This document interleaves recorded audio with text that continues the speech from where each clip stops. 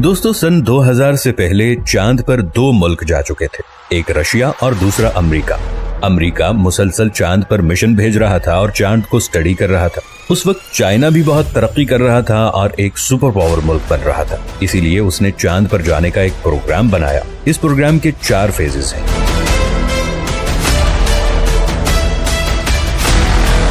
Phase 1 में 2 mission को भेजा गया। पहले मिशन को 2003 में भेजा गया, जिसका नाम चैंग-ई-1 था। दूसरा मिशन 2007 में भेजा गया, जिसका नाम चैंग-ई-2 था। ये दोनों मिशन ऑर्बिटर थे, जिनका मकसद चांद के गिर्द ऑर्बिट करके चांद के एरियाज को स्टडी करना और उनकी तस्वीरें खींचना था, ताकि नेक्स्ट मिशन के लिए चाइना के पास चांद की पूरी इंफॉर्मेशन हो। इस इंफॉर्मेशन से चाइना ने चांद की डार्क साइड को सिलेक्ट किया और फिर फेज 2 स्टार्ट हो गया। फेज 2 में भी 2 मिशंस को चांद पर भेजा गया, जिनमें चैंग-ई-3 और चैंग-ई-4 शामिल थे। इन दोनों मिशंस में रोवर को चांद पर भेजा गया। इस बार इन रोवर्स ने चांद पर लैंड करना था। चैंग-ई-3 को 2003 में चांद पर भेजा गया था। इसके बाद 7 दिसंबर 2018 को चाइना ने चैंग-ई-4 मिशन को लॉन्च किया, जो 3 जनवरी 2019 को चांद की डार्क साइड पर लैंड हुआ। इसके लैंडर का नाम यूटो-2 था, जिसका मकसद चांद के एक हिस्से को सिलेक्ट करना और वहां खुदाई करना था। लैंडिंग के फौरन बाद उसने चांद की सतह और वहां मौजूद क्रेटर्स को स्टडी करना शुरू कर दिया, और फिर उसने एक क्रेटर में एक ऐसी चीज को फाइंड किया जिसने नासा के साइंसदानों के साथ साथ पूरी दुनिया के साइंसदानों को हिला डाला। असल में इसने एक ऐसे रॉक को फाइंड किया जिसका कलर ग्रीन था, और वो रॉक बहुत ज्यादा सॉफ्ट और चिपचिपा था। इसके अलावा वो रॉक चमक रहा था। आज तक चांद पर जितने भी रॉक्स को फाइंड किया गया है, ये रॉक उन सब से बहुत ज्यादा डिफरेंट था। इसे ग्लैटनस का नाम दिया गया। इस लैंडर ने इसकी बहुत सारी तस्वीरों को खींचकर जमीन पर भेजा, जिनकी स्टडी के बाद साइंसदानों ने कहा कि शायद ये मटेरियल ग्लास की तरह का है। उनका कहना है कि जब एस्ट्रॉइड चांद की सतह से टकराए तो बहुत ज्यादा प्रेशर और हीट पैदा हुई, जिससे ऐसा मटेरियल बना। लेकिन साइंसदान 100% इस मटेरियल के बारे में कुछ नहीं कह सकते, और वो आज भी इस रॉक को स्टडी कर रहे हैं। इसके अलावा एक और रॉक को फाइंड किया गया, जिसे द लूनर एनिग्मा कहा गया।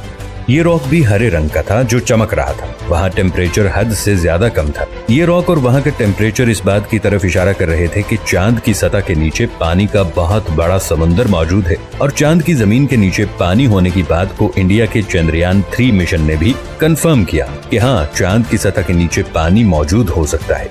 इस रॉक को वॉन कॉर्मर क्रेटर में फाइंड किया गया था, जो चांद की डार्क साइड पर मौजूद है।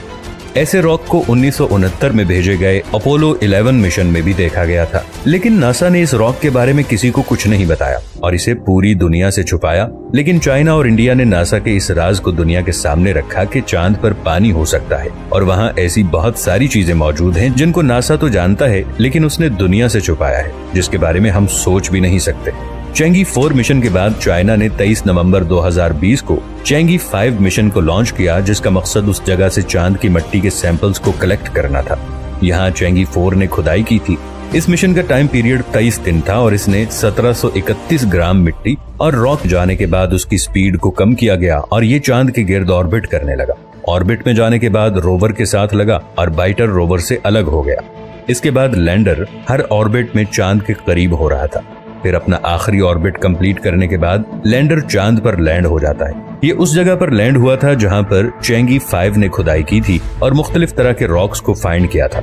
लैंडिंग के बाद इसने सैंपल्स को कलेक्ट किया। जब अपोलो 11 मिशन में इंसान चांद पर आए थे, तब उन्होंने 3.2 अरब साल पुराने सैंपल्स को कलेक्ट किया था, लेकिन चैंग-ई-5 ने 2 अरब साल पुराने सैंपल्स को कलेक्ट किया है, क्योंकि चाइना बिल्कुल नए सैंपल्स को कलेक्ट करना चाहता था ताकि हम चांद की जियोलॉजिकल एक्टिविटी को स्टडी कर सकें। इस लैंडर पर रेडार भी लगा हुआ था, ड्रिल मशीन और रोबोटिक आर्म भी लगा हुआ था जो रॉक्स को पकड़ सके, और साथ ही इस पर बहुत सारे कैमरे भी लगे हुए थे। यानी ये रोवर बहुत ज्यादा एडवांस था। इस रोवर को चाइना ने इसीलिए एडवांस बनाया क्योंकि चाइना बहुत जल्द इंसानों को चांद पर भेजने जा रहा था और उसको इन सारी टेक्नोलॉजीज को टेस्ट करना था। इसीलिए उसने सारे आलात इस रोवर में लगाकर भेजे ताकि वो उन्हें चांद पर टेस्ट कर सके, और ये मिशन अब पूरी तरह से कामयाब हो चुका है क्योंकि ये मशीन जमीन पर सैंपल्स को लेकर वापस आ चुकी है। इन रॉक्स को आप अपनी स्क्रीन पर देख सकते हैं, जिसे चैंग-ई-5 चांद से जमीन पर लाया था। इन सैंपल्स को अब एक म्यूजियम में रखा गया है ताकि आम लोग भी इन सैंपल्स को देख सकें। इसके बाद चाइना 2024 में चैंग-ई-6 मिशन को चांद पर भेजेगा, जिसका मकसद भी चांद की खुदाई वाली जगह पर लैंड करके वहां से सैंपल्स को कलेक्ट करना है। और ये अब उन सैंपल्स को कलेक्ट करेगा जिनको देखकर साइंसदानों के होश उड़ गए थे। अब इसके बाद ये मशीन अपने आखिरी फेज में दाखिल हो जाएगी, यानी चांद पर एक बेस कैंप बनाया जाएगा जिसमें इंसान जाकर रहेगा। अब इसकी कोई डेट फिक्स तो नहीं है, लेकिन जिस तरह चाइना अपने इस प्रोग्राम पर काम कर रहा है, इस हिसाब से लगता है कि चाइना बहुत जल्द इंसानों को चांद पर भेज देगा। ज्यादा लोगों को इन केबल्स में भरना चाहें तो एक केबल में 5 से 6 अफराद को बिठाया जा सकता है, लेकिन मेरे ख्याल में ये होगा कि एक केबल में 2 या 3 लोग होंगे, यानी एक फ्लाइट में तकरीबन 100 अफराद खला में जा सकेंगे। और ऐसा वक्त भी आएगा जब ये रॉकेट लोगों को निजाम शमसी के दीगर सैयारों तक भी पहुंचा सकेगा, लेकिन इसमें अभी खासा वक्त है। कुछ मुबस्सिरीन का ख्याल है कि इलॉन मस्क कई बार वक्त का गलत अंदाजा लगा लेते हैं, लेकिन ये बात भी सच है कि वो अपने अहदाफ हासिल करने के लिए भी जाने जाते हैं, भले वो कितने ही मुश्किल क्यों ना हो।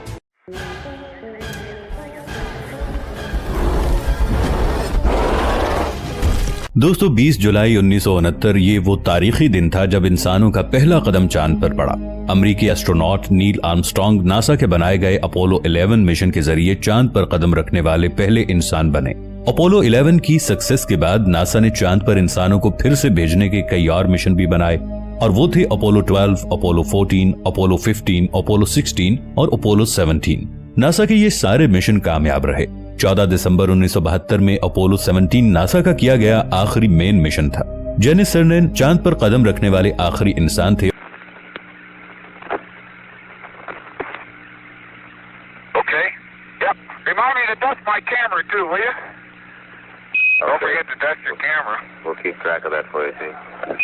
और इसके बाद दुनिया की किसी भी स्पेस एजेंसी ने इंसानों को चांद पर नहीं भेजा।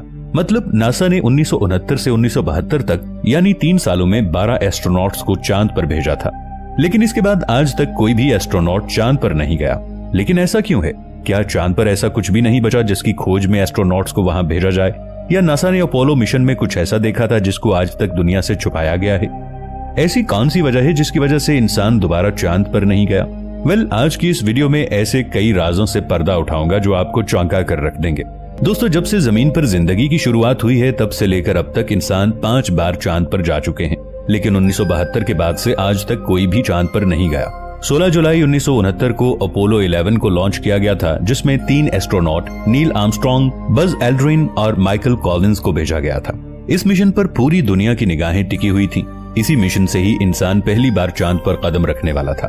जब अपोलो 11 जमीन के एटमॉस्फेयर को क्रॉस करके स्पेस में पहुंचा, तब नासा के कंट्रोल सेंटर 24 घंटे अपोलो 11 के एस्ट्रोनॉट्स के कांटेक्ट में थे, और नासा के कंट्रोल सेंटर और एस्ट्रोनॉट के बीच हो रही सारी बातें रेडियो और टीवी पर लाइव दिखाई और सुनाई जा रही थी। लेकिन दोस्तों, बीच में एक वक्त ऐसा भी आया जब नासा ने एस्ट्रोनॉट्स और अपने बीच कॉन्वर्सेशन के कुछ मिनट्स को कट कर दिया था। दोस्तों, कोई भी इंफॉर्मेशन वेरीफाई होने के बाद ही टीवी और रेडियो पर सुनाई और दिखाई जा रही थी। लेकिन इस 2 से 3 मिनट की कॉन्वर्सेशन में ऐसी क्या बात हुई थी जो पूरी दुनिया से छुपाई गई थी? कई बड़े हैकर्स ने नासा के कुछ सिस्टम्स को हैक कर लिया था, जिसमें उन्हें 2 मिनट की ऑडियो मिली। क्या था इस ऑडियो में, आप भी सुने।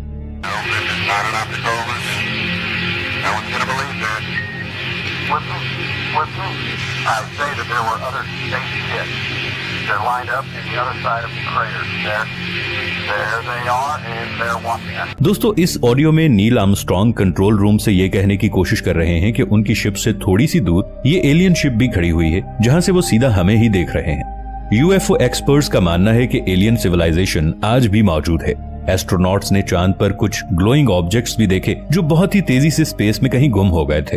वो क्या थे ये तो कोई नहीं जानता, मगर ये साफ जाहिर था कि वो उन्हें देखकर वहां से भागे थे। एल्ड्रिन और नील आर्मस्ट्रांग ने चांद पर 2 घंटे 15 मिनट तक मून वॉक की और वहां की मिट्टी के सैंपल्स लिए। नासा का कहना है कि चांद पर ना ही हवा चलती है और ना ही वहां पर ऑक्सीजन है। इसी वजह से आज भी वहां एस्ट्रोनॉट्स के फुटप्रिंट्स मौजूद हैं। कहते हैं कि नील आर्मस्ट्रांग चांद पर कदम रखने वाले पहले इंसान थे, मगर नासा के मुताबिक नील आर्मस्ट्रांग से पहले भी वहां किसी के कदमों के निशान मौजूद थे। दोस्तों, नासा आखिरी बार चांद पर 1972 में गया था। वो आखिरी साल था जब किसी इंसान ने चांद पर कदम रखा था। लेकिन दोस्तों, नासा ने इसके बाद भी कई मिशन चांद पर जाने के लिए तैयार किए थे, जिनमें 3 मिशन शामिल थे। वो थे अपोलो 18, अपोलो 19 और अपोलो 20। लेकिन नासा ने ये तीनों मिशन कम बजट होने की वजह से लॉन्च ही नहीं किए थे। क्या वाकई नासा के पास बजट की कमी थी, या वो हमसे कुछ ऐसा छुपा रहे थे जिसकी वजह से दुनिया भर में डर का माहौल फैलने का खदशा था? 12 साल पहले एक YouTube यूजर ने अपने चैनल पर एक वीडियो अपलोड की थी जिसमें अपोलो 20 मिशन की फुटेज दिखाई गई थी। ये वीडियो अपलोड होने के फौरन बाद बहुत ही तेजी से वायरल हुई थी। ऐसा क्या था इस वीडियो में?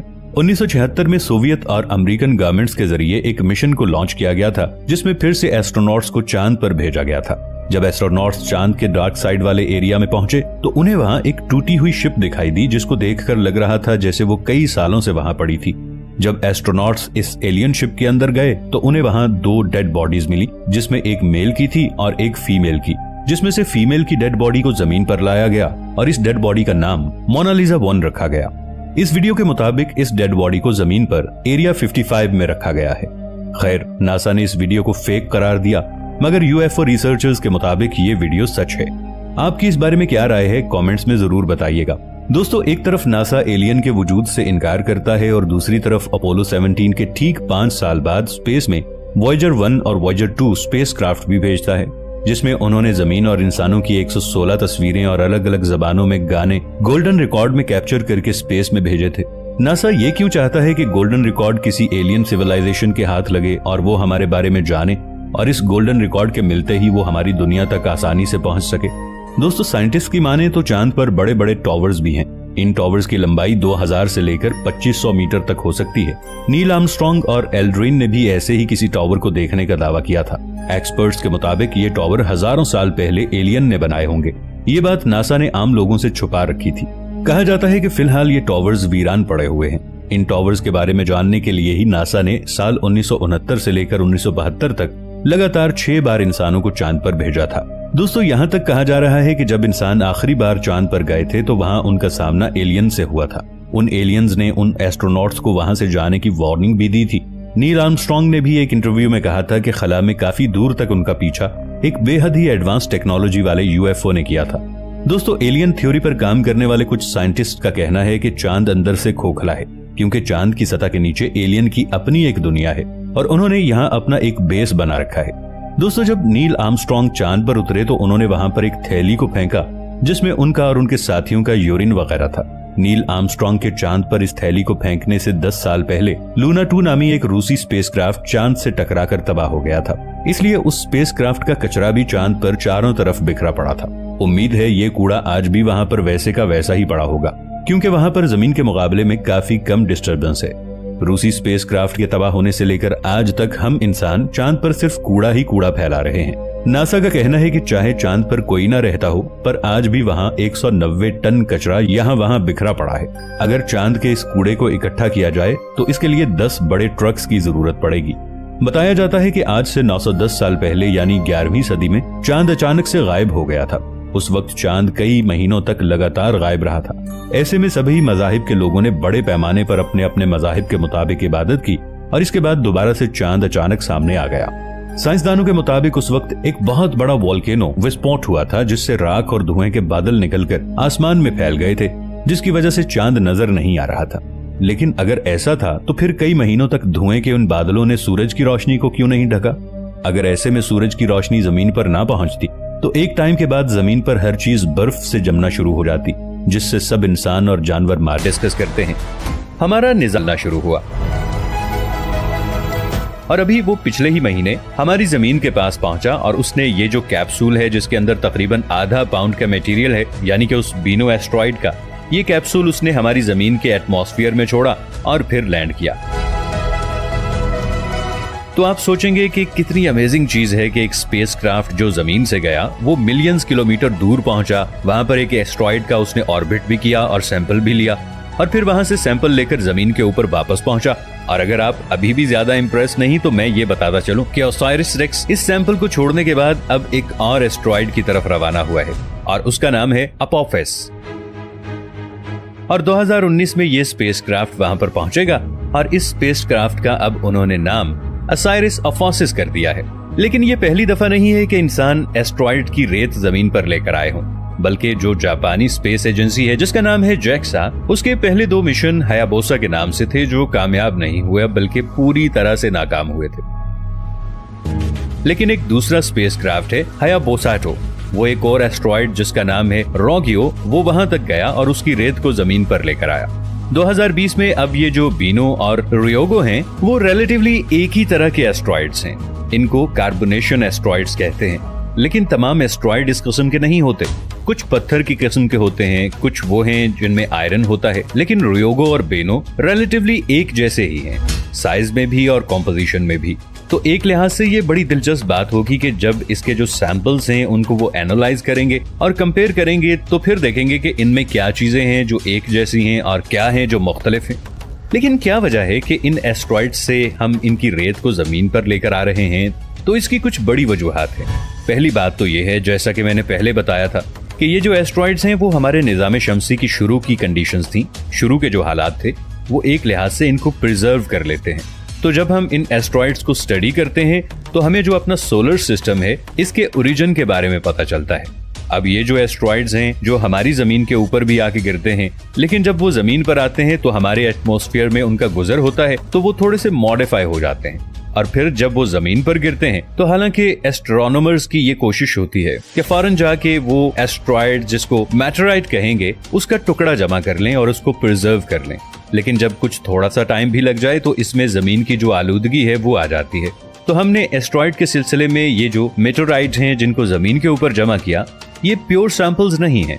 तो अब ये जो रेत आई है जो हयाबूसा 2 और ओसाइरिस रेक्स के तहत आई है, वो एक लिहाज से बिल्कुल साफ सैंपल्स हैं। इनमें जमीन की आलूदगी मौजूद नहीं है। ओसाइरिस रेक्स के सैंपल्स का पिछले ही दिनों केस खोला गया था, तो आप देख सकते हैं कि वो कितने मोहतात होकर इसे खोल रहे हैं कि किसी किस्म की जमीन की आलूदगी इसमें ना आए। और दूसरी वजह यह है कि एस्ट्रॉइड्स ने हमारी जमीन की डेवलपमेंट में भी एक अहम किरदार अदा किया है। मिसाल के तौर पर ये जो रियोगो के सैंपल्स आए हैं और ये जो हयाबूसा 2 सैंपल्स लेके आया है, इससे ये पता चलता है कि इसमें काफी पानी की मकदार मौजूद है, जिसे हाइड्रेटेड मिनरल्स कहते हैं। मतलब यह है कि पानी जो है वो इसके रेत के साथ, मॉलिक्यूल्स के साथ मिला हुआ है। तो अब साइंसदानों का ख्याल यह है कि जमीन के ऊपर जो पानी है वो काफी हद तक ये एस्ट्रॉइड्स लेकर आए हैं। अब ख्याल यह है कि एस्ट्रॉइड पिछले 4.5 अरब सालों में खास तौर से शुरू में जमीन पर बेइंतहा आकर गिरते रहे हैं, और जब वो टकराए तो इसके साथ जमीन पर पानी भी आया। और ये खाली पानी की बात नहीं, बल्कि ये जो मॉलिक्यूल्स हैं ये है जिंदगी। तो आप सोच सकते हैं कि पानी भी इन एस्ट्रॉइड्स की वजह से आया, और ये जो जिंदगी के मॉलिक्यूल हैं जो बहुत अहमियत रखते हैं वो भी एस्ट्रॉइड्स में मौजूद हैं। यानी कि एक लिहाज से ये जो जिंदगी के रॉ मटेरियल हैं जिनकी वजह से जिंदगी जमीन के ऊपर गालिबन शुरू हुई, वो यही एस्ट्रॉइड्स हैं। एक सदी के बहुत बड़े फिलोसोफर सोक्रेटिस यानी सुकरात ने कहा था कि इंसान जब तक जमीन से ऊपर उठकर आसमान की तरफ नहीं बढ़ेगा तब तक वो अपनी दुनिया को बेहतर तरीके से नहीं समझ पाएगा। उन्होंने ये तब कहा था जब इंसान आसमान में नजर आ रहे सूरज और तारों को घूरता रहता था और सोचता था कि धरती दुनिया का सेंट्रल पॉइंट है। वक्त बदला और बदलते वक्त के साथ साथ हम इंसानों ने आसमान की तरफ बढ़ने के ख्वाबों को जन्म दिया, और इन्हीं सपनों के दम पर इंसान ने आर्टिफिशियल सैटेलाइट के रूप में ऐसी मशीनें बनाई जिन्होंने आसमान की तरफ छलांग लगाई। दोस्तों, आप तो जानते ही हैं कि खला की कोई हद नहीं है। इस बात में कोई शक नहीं कि खला में इंसान को भेजने से पहले बहुत से जानवरों को भेजा गया। इसी फहरिस्त में पहली फीमेल डॉग लाइका खला में गई। इसकी कहानी रुला देने वाली है। इसके बाद सबसे पहला बंदर जिसका नाम एल्बर्ट 2 था, उसे खला में भेजा गया। उसकी कहानी भी इतनी ही आंखों में पानी लाने वाली है। जानवरों के साथ एक्सपेरिमेंट के बाद फिर इंसानों को भेजा गया। सभी ये मानते हैं कि यूरी ग्रेगरिन इस दुनिया के पहले वो शख्स थे जिसे खला में भेजा गया था, लेकिन यकीनी तौर पर किसी को कुछ नहीं पता। दोस्तों, इस दुनिया में खला पर राज करने के बहुत से स्कैंडल सामने आए। जैसा कि अमेरिका ने एक वक्त पर बहुत सी नाजी लोगों को पकड़ा और उनसे कहा कि वो ऐसी तकनीक बनाएं जिससे अमेरिका पहले चांद तक जाए। क्या आप जानते हैं कि स्पेस रेस में कुछ एस्ट्रोनॉट्स ऐसे भी हैं जो इस खला के अंधेरों में खोकर रह गए? जी हाँ, ये वो लोग हैं जिन्होंने आसमान की तरफ उड़ान तो भरी, लेकिन उन्हें फिर कभी इस धरती की जमीन देखना नसीब नहीं हुई। अब मैं उस मरे हुए डॉग की बात करने वाला हूँ जिसे सबसे पहले खला में भेजा गया था। उसे कैसे भेजा गया, उसके साथ क्या हुआ, ये सब मैं आपको बताने वाला हूँ। आज हम सबको पता है कि खला में जाने वाले लोगों को खास किस्म की ट्रेनिंग दी जाती है, और उनकी वजह से हमें खला के बारे में ये पता चल पाया है। फीमेल डॉग लाइका, जिसे खला में भेजा गया था, ये 3 नवंबर 1954 को सोवियत यूनियन में पैदा हुई थी। वो भी सड़कों पर आवारा घूमने वाली डॉग थी। इसका कोई अपना घर नहीं था, लेकिन 1955 में इस डॉग को सोवियत स्पेस प्रोग्राम के एक इंजीनियर के जरिए उठा लिया गया। उसे यहाँ से सेंटर तक ले जाया गया और इसे सोवियत स्पेसक्राफ्ट स्पुतनिक 2 के लिए चुना गया। इस मिशन को सिर्फ इसीलिए भेजा गया था क्योंकि यूएसएसआर अपनी ताकत का दिखावा दुनिया के सामने करना चाहती थी। लेकिन इस बात का भी ध्यान रखिए कि ये वो टाइम था जब यूएसएसआर और यूएसए एक दूसरे के कट्टर दुश्मन थे। इस दुश्मनी को आज हम कोल्ड वॉर के नाम से जानते हैं, या फिर इसे हम एक तरह की स्पेस रेस भी कह सकते हैं। मतलब ये कि पूरी दुनिया को ये दोनों सुपर पावर्स दिखाना चाहती थी कि कौन सबसे पहले खला के बारे में ज्यादा मालूमात हासिल कर सकता है। और ऐसे ही एक टेस्ट के लिए स्पुतनिक 2 को बनाया गया, जिसमें इस रॉकेट में इंसान नहीं बल्कि एक डॉग को भेजने वाले थे। इसका मकसद ये पता करना था कि डॉग बिना ग्रेविटी के कितनी देर तक जिंदा रह सकते हैं। इसके अंदर कॉस्मिक रेज के अलावा टेम्परेचर को नापने वाले आलात लगाए गए थे। साथ ही इसमें लाइफ सपोर्ट मशीन, जिसमें ऑक्सीजन जनरेटर लगाया गया था, ये सब कुछ इसमें शामिल था। इसके अलावा इसमें एक पंखा लगा था जो कैबिन में 15 डिग्री सेल्सियस तक दर्जा हरारत पहुंचते ही अपने आप चल पड़ता था। इस सब का मतलब यह था कि भेजे जाने वाले डॉग को कोई मुश्किल पेश ना आए और वो ज्यादा से ज्यादा टाइम तक जिंदा रहे। ये कमाल का मिशन था, क्योंकि पहली बार ऑर्बिट में किसी जिंदा जिस्म को भेजा जा रहा था।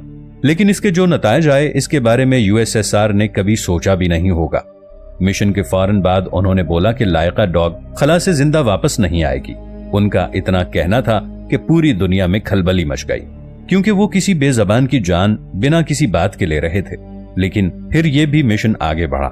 जमीन पर रहते हुए लायका डॉग को खला की ट्रेनिंग दी गई थी, जैसा कि आज भी एस्ट्रोनॉट्स को स्पेस में भेजने से पहले दी जाती है। और मिशन के काबिल बनाने के लिए जमीन पर ही 20 दिनों तक एक छोटे से पिंजरे में रखा गया था। इस पिंजरे में ग्रेविटी नहीं थी। इस काम से लायका का ब्लड प्रेशर दुगना हो चुका था। इसके बाद वो बीमार भी होने लगी थी। उसे एक खास तरह का जेल फूड खिलाना शुरू किया गया, जो कि स्पेस में जाकर उसका खाना बनने वाला था। उड़ान से एक दिन पहले प्रोग्राम का एक इंजीनियर लायका को अपने घर ले गया ताकि वो उसके बच्चों के साथ खेल सके, क्योंकि उसे पता था कि लायका के पास जिंदा रहने का बहुत कम वक्त बचा है। कमाल की बात यह थी कि सब कुछ पता होते हुए भी रॉकेट के अंदर लायका को उसी ने बिठाया था। और फिर 3 नवंबर 1957 का दिन आया जब स्पुतनिक 2 को सुबह 5:30 बजे लॉन्च किया गया। शुरुआत में सब कुछ ठीक था। लायका सही सलामत जमीन से बाहर निकल चुकी थी। अब ऊपर गए रॉकेट को 2 हिस्सों में बंटना था, लेकिन यहाँ तकनीकी खामी आ गई। ये रॉकेट 2 हिस्सों में नहीं बढ़ सका। इस मुश्किल की वजह से कैप्सूल में लगे आलात सही से काम नहीं कर पा रहे थे। जिन पंखों और कूलिंग सिस्टम के बारे में मैंने आपको पहले बताया था, वो सब काम नहीं कर पा रहे थे। और अब लायका की कैप्सूल का दर्जा हरारत पूरी तरह से बढ़ने लगा था। ये कहा गया था कि कैप्सूल का दर्जा हरारत 15 डिग्री सेल्सियस से ऊपर नहीं जाएगा, लेकिन उसका दर्जा हरारत 40 डिग्री सेल्सियस तक पहुंच चुका था। बदकिस्मती से लायका के पास कहीं और जाने की जगह नहीं थी।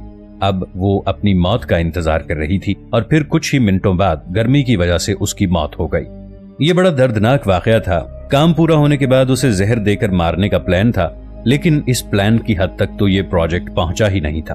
पूरे 5 महीने तक मरी हुई लायका ने इस जमीन के गिर्द चक्कर लगाए। उस वक्त उसने जमीन के पूरे 2570 बार चक्कर लगाए और प्लान शुरू होने के 162 दिन बाद स्पुतनिक 2 ने जमीन की आबो हवा में आना शुरू कर दिया।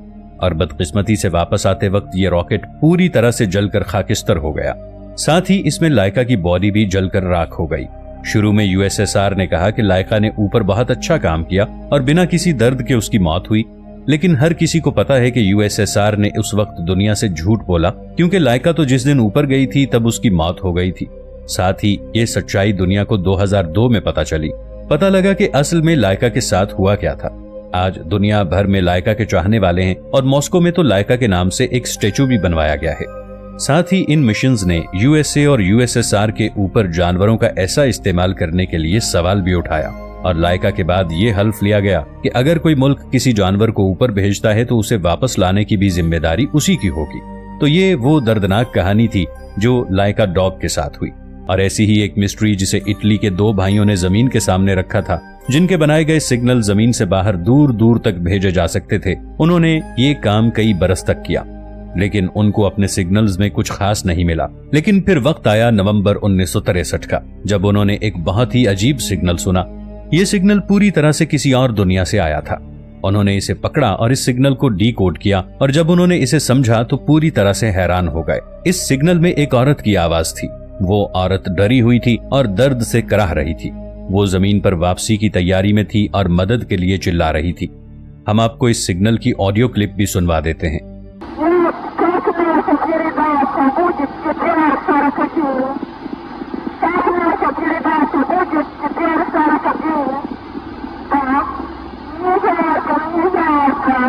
बहुत से लोगों का ये कहना है कि ये वो औरत थी जिसे सबसे पहले खला में भेजा गया था। साथ ही ये माना गया कि वो ठीक वक्त में खला में पहुंच तो गई थी, लेकिन वापसी पर आते वक्त उसके साथ मुश्किलात पैदा होने लगी। असल में उसके कैप्सूल का कूलिंग सिस्टम खराब हो चुका था और बदकिस्मती से कैप्सूल के अंदर आग लग गई थी और वो पूरा महीना इसी में रही और इसी में उसकी मौत हो गई। बहरहाल इन दोनों भाइयों को उनके काम के लिए सराहा गया, इन्हें नासा बुलाया गया और इनकी हौसला अफजाई की गई। ये जो रिकॉर्डिंग्स इन भाइयों को मिली वो सोवियत के वक्त का खास और सीक्रेट मिशन था जिसका नाम वेस्ट्रॉन्ग प्रोग्राम था। इसे 1960 की दहाई में भेजा गया था। ये प्रोग्राम ऊपर जाकर बुरी तरह से फेल हुआ और जब सोवियत को अपने प्रोग्राम के फेल होने का पता चला तो उन्होंने इसके सबूत जमीन से पूरी तरह मिटा दिए। इसका मतलब हमें कभी पता नहीं चल पाएगा कि वो औरत असल में कौन थी। उसके बाद ये माना गया कि जिस औरत की आवाज रिकॉर्डिंग्स में सुनाई दे रही है ये अकेली खलाबाज नहीं होगी, इसके साथ कम से कम 2 और खलाबाज जरूर होंगे। इसीलिए ये कोई नहीं जानता कि सोवियत के वक्त भेजे गए एस्ट्रोनॉट्स आज भी दूर कहीं खला में घूम रहे हैं और हो सकता है कि अब तक ये सूरज के बहुत पास पहुंच गए हों और जल भी चुके हों। जैसी दर्द भरी आवाज उस औरत की सुनी गई, इससे ये समझ में आया कि इसके कैप्सूल में आग लग गई है और अब तक तो उसका कैप्सूल कूड़ा बनकर किसी सैयारे के चारों तरफ या फिर शायद जमीन के ही चारों तरफ चक्कर लगा रहा होगा। ये सोचने में कितना अजीब है कि जिस जमीन पर हम रहते हैं इसके चारों तरफ मरे हुए लोग घूम रहे हैं। इंसान की हमेशा से ख्वाहिश रही है कि वो खला को अपने कदमों में झुकाए। अपनी इस ख्वाहिश की तकमील के लिए इसने दिन रात मेहनत की और आज इंसान इस काबिल हो चुका है कि कायनात के वुसअतों में झांक कर घुप अंधेरी मगर जगमगाती कायनात की गुत्थियां सुलझा सके। इंसान की इस कामयाबी के पीछे जहां लाजवाल मेहनत शामिल है तो दूसरी तरफ इस तहकीक और जुस्तजू के सफर में इसके कुछ ऐसे साथी भी शामिल रहे हैं जिनकी अहमियत और खिदमत से साइंसदान तो वाकिफ हैं, लेकिन आम फर्द इन जानिसार साथियों के बारे में नहीं जानते। हम में से बहुत से लोगों को इल्म है कि खला में पहुंचने वाला पहला इंसान रूस का खलाबाज यूरी गैंगरे ने था। चांद पर पहला कदम अमरीकी खलाबाज नील आर्मस्ट्रॉन्ग ने रखा। रूस का स्पुतनिक 1 पहला मसनूई सैयारा था। इसी किस्म की दीगर अहम मालूमात का हमें इल्म है। ये कामयाबियां हासिल करने से पहले तजरीबात की एक लंबी फहरिस्त है। दिल को छू लेने वाली बात यह है कि इन सब्र आजमा और हैरान कर देने वाले वाकयात में इंसानों के साथ कुछ ऐसे जानवर थे जो खला की अनजान दुनिया की तरफ खुलने वाली खिड़की की पहली रोशनी बने।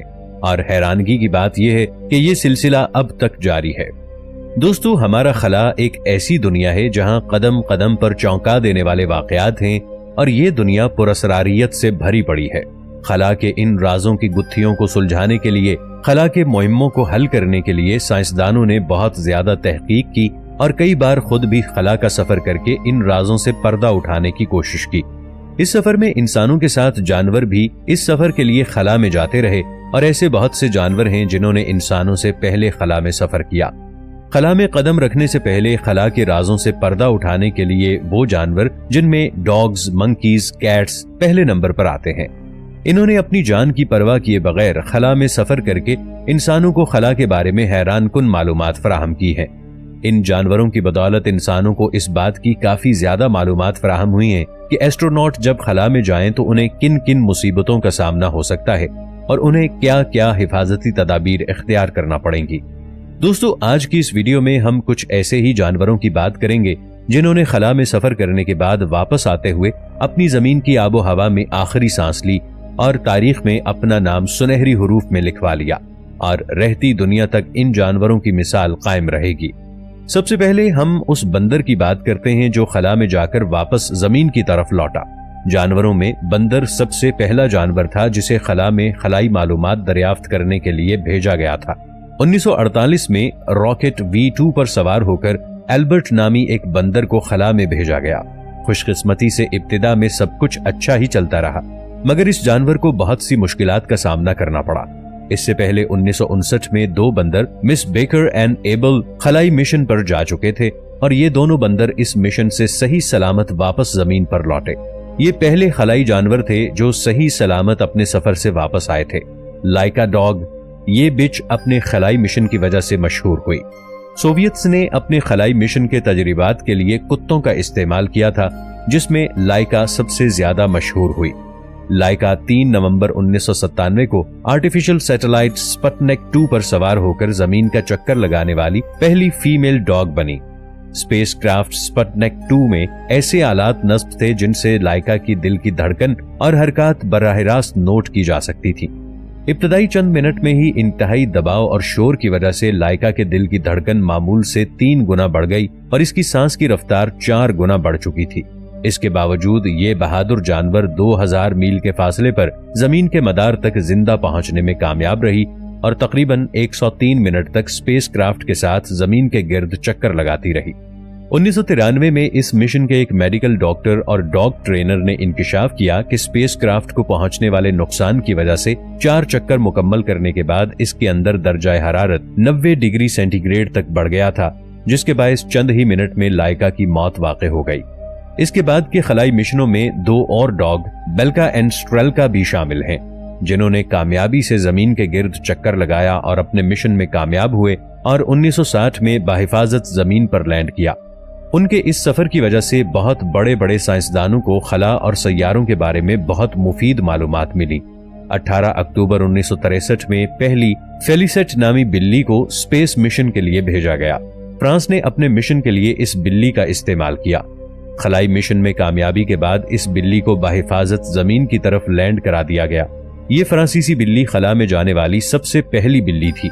इस बिल्ली के स्पेस में जाने से साइंसदानों को एस्ट्रोनॉट्स को खला में भेजने और मालूमात जमा करने में बहुत ज्यादा मदद मिली। 1961 में सोवियत्स ने पिग स्पेस मिशन अंजाम दिया। इसने कोराबेल स्पुतनिक 4 के जरिए पिग को खला में ये मालूमात लेने के लिए भेजा कि ये जानवर खला में किस तरह से सरवाइव करते हुए डेटा को कलेक्ट करता है। रिसर्चर्स की मालूमात में इजाफा करते हुए इसको भी बाहिफाजत जमीन पर लाया गया। साल 1950 से चूहे लगातार खला में सफर करते रहे हैं। इस दौरान उनके जिस्म से लगे हुए तरक्की याफ्ता आलात ने खला में सफर के दौरान जिस्म पर पड़ने वाले मुख्तलिफ असरात के बारे में निहायत अहम मालूमात जमा की थी। इसके अलावा आबो हवा के बगैर ये जानवर किसी तरह का रद्द अमल जाहिर करते हैं और इनके जिस्म पर क्या असरात मुरतब होते हैं, इसमें यह भी देखा गया कि इनकी हड्डियों को कोई नुकसान पहुंचता है या कि नहीं।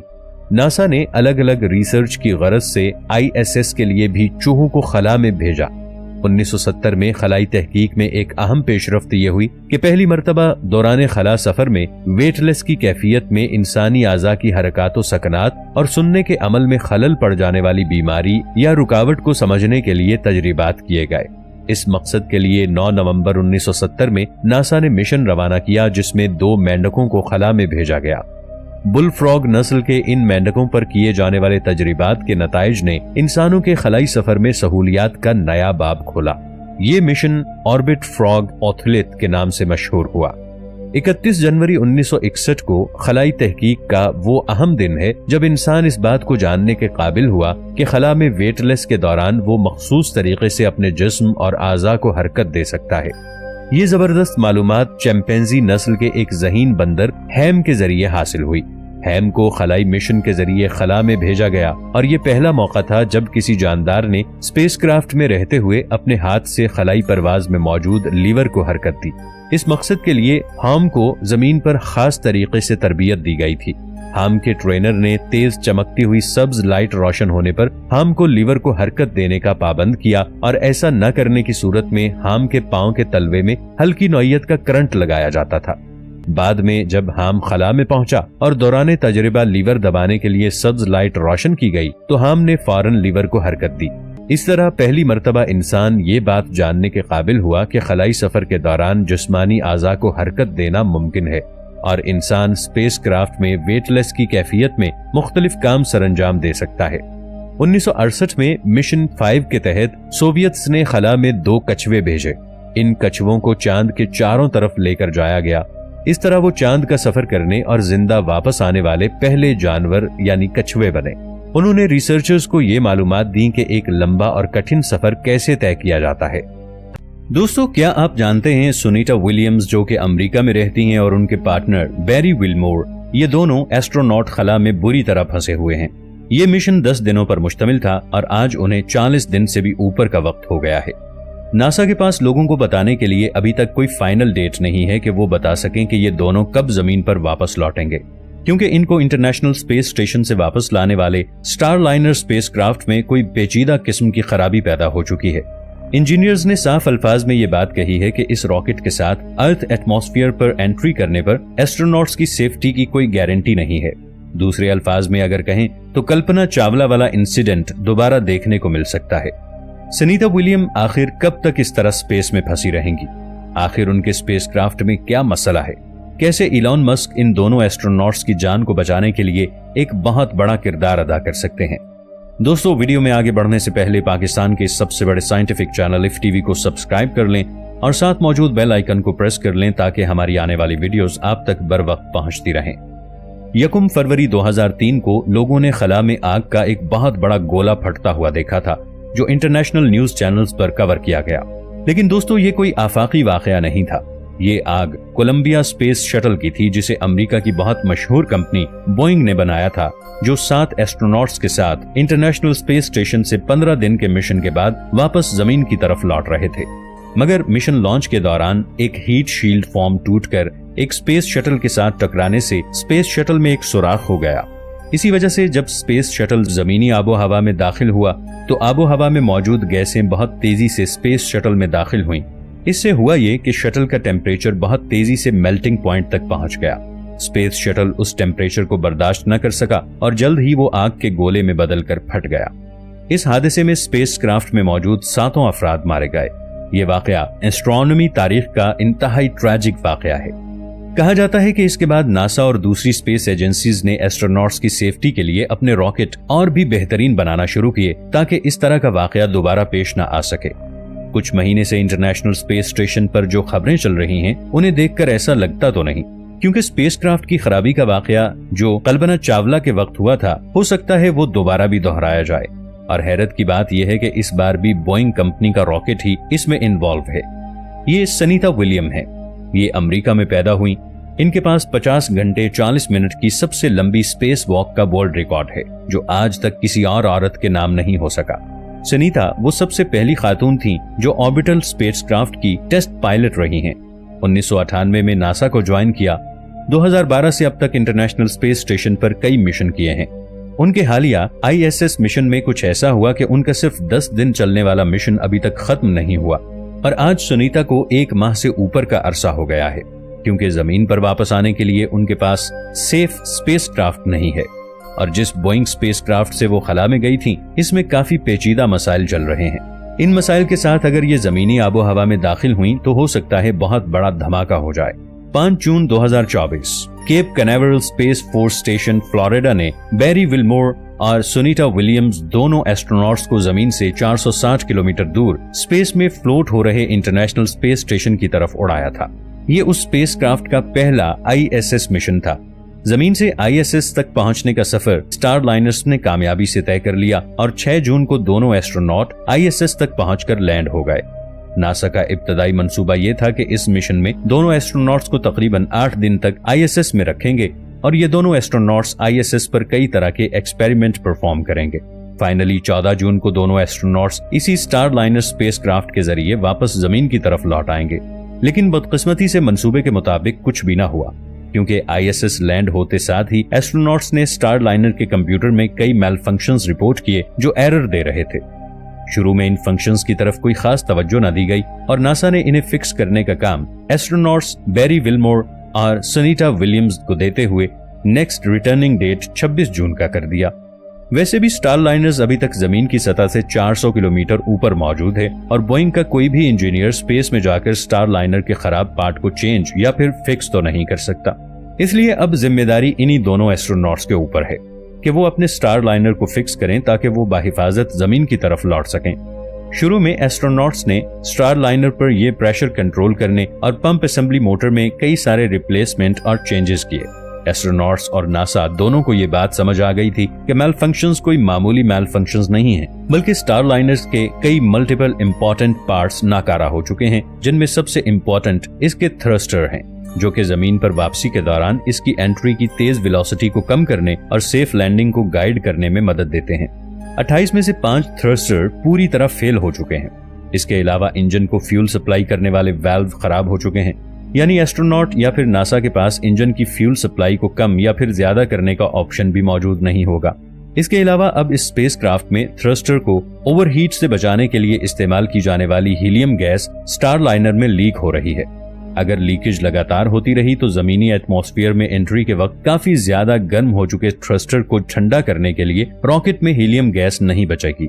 ऊपर से लीक हो रही हीलियम भी एक बहुत बड़ा मसला है, क्योंकि ये फ्लेमेबल गैस है और बहुत आसानी से आग पकड़ लेती है। ये सारे मसाइल इतने मेजर हैं कि कई इंजीनियर साफ तौर पर यह कह चुके हैं कि इस कंडीशन में स्पेसक्राफ्ट की कोई गारंटी नहीं कि एस्ट्रोनॉट्स बाहिफाजत जमीन तक पहुंच पाएंगे या कि नहीं। यानी पार्ट्स डिस्ट्रॉय के साथ स्पेसक्राफ्ट को जमीन के एटमॉस्फेयर की तरफ लैंड करवाना खुदकुशी कराने के बराबर होगा। हम उनकी मुश्किल को महसूस कर सकते हैं, क्योंकि 1 महीने से ऊपर का वक्त हो चुका है, लेकिन नासा ने कोई फाइनल डेट जारी नहीं की कि एस्ट्रोनॉट्स जमीन पर कब बाहिफाजत लौट सकेंगे। हाल ही में सुनीता विलियम्स और बैरी विल्मोर के जरिए आईएसएस से लाइव टेलीकास्ट के दौरान जब कुछ व्यूअर्स ने उनके करंट स्टेटस के बारे में पूछा, तब उन्होंने बताया कि हीलियम गैस लीक होने की वजह से लैंडिंग के दौरान भी प्रोपोर्शन सिस्टम ने ठीक से काम नहीं किया, मगर इसके बावजूद स्टारलाइनर सक्सेसफुली लैंड हो गया। यहाँ सनीटा विलियम ने यह भी हाईलाइट किया कि उन्होंने ट्रेनिंग के दौरान सिमुलेशन में कई मुश्किल इमरजेंसी को हैंडल किया है और वो अभी भी हर तरह की इमरजेंसी के लिए तैयार हैं। सुनीता विलियम्स इस बात को लेकर काफी पुरजोश हैं कि अगर स्पेसक्राफ्ट में कोई मसला पैदा हो भी जाता है तो हम जमीन तक पहुंचने का कोई ना कोई मुतबादिल रास्ता ढूंढ लेंगे। बैरी विल्मोर मजाहिया अंदाज में कहते हैं कि वैसे भी इंटरनेशनल स्पेस स्टेशन रहने और काम करने के लिए काफी अच्छी जगह है, लेकिन दोस्तों सच्चाई यह है कि दोनों एस्ट्रोनॉट्स के पास ज्यादा वक्त नहीं है। स्टारलाइनर को फकत 45 दिनों के लिए स्पेस में रहने के लिए डिजाइन किया गया था और कुछ बैकअप सिस्टम के साथ ये सिर्फ 72 दिनों तक स्पेस में ऑपरेशनल रह सकता है। लेकिन इस टाइमलाइन के बाद स्टारलाइनर स्पेसक्राफ्ट की हालत और भी बदतर हो सकती है और ऐन मुमकिन है कि इस टाइमलाइन के बाद ये बिल्कुल नाकारा हो जाए और किसी काम का न रहे। अगर इन दोनों एस्ट्रोनॉट्स को इसी स्टारलाइनर स्पेसक्राफ्ट के जरिए जमीन पर वापस लाना है तो इनको स्टारलाइनर के थ्रस्टर, फॉल्टी प्रोपेलेंट वाल्व और हीलियम लीकेज जैसे मेजर मसाइल को 45 दिनों या फिर ज्यादा से ज्यादा 72 दिनों के अंदर हल करना होगा। अगर वो फिर भी जमीन के एटमॉस्फेयर पर स्पेसक्राफ्ट को सेफली लैंड नहीं कर सकते, फिर नासा को इन दोनों एस्ट्रोनॉट्स को सेफली जमीन पर लाने के लिए किसी और ऑप्शन को तलाश करना होगा। और फिर यहाँ पर इलॉन मस्क की कंपनी स्पेस एक्स का नाम आता है, क्योंकि इस वक्त स्पेस एक्स कंपनी के पास दुनिया का बेहतरीन और महफूज तरीन स्पेसक्राफ्ट मौजूद है। इस स्पेसक्राफ्ट को ड्रैगन के नाम से जाना जाता है। ये स्पेसक्राफ्ट एक साथ 7 अफराद को बाहिफाजत आईएसएस तक लेकर जा सकता है और वहां से बाहिफाजत वापस भी ला सकता है। पिछले कई साल से इस ड्रैगन स्पेसक्राफ्ट ने कई मुश्किल में फंसे और दूसरी कंपनियों के एस्ट्रोनॉट्स को बाहिफाजत इंटरनेशनल स्पेस स्टेशन तक पहुंचाया है। मुख्तसर ये कि इनके पास एक अच्छा रिकॉर्ड है जो कि ये साबित करता है कि उनके स्पेसक्राफ्ट काफी सेफ हैं।